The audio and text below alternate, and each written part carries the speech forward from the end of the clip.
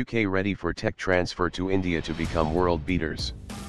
Britain today offered technology transfer to India for co-production of military platforms and weapons systems to jointly become world beaters in arms exports.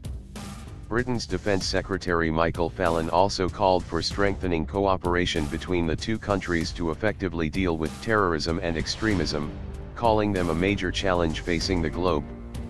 The British Defence Secretary is on a 4-day visit to India aimed at enhancing security and defence ties.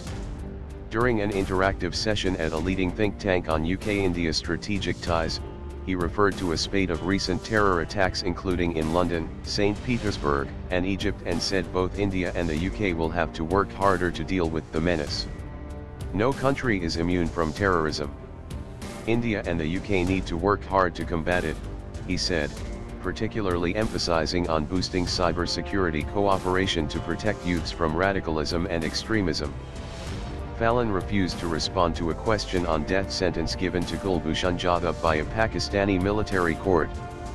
On Indo-UK defence production, he said with innovation and collaboration, Britain and India can prove to be world beaters.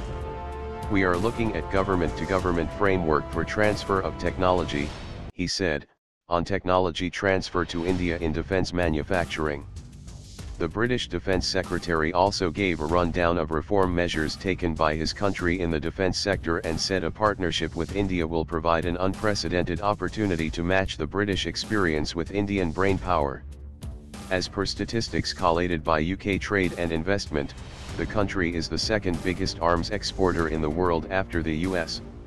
It said UK has sold more arms than Russia, China, and France on average over the last 10 years. Britain has been a leading supplier of military platforms to India as well. Fallon will hold talks with Defence Minister Arun Jaitley tomorrow on enhancing security ties and deepening cooperation in combating terrorism and extremism.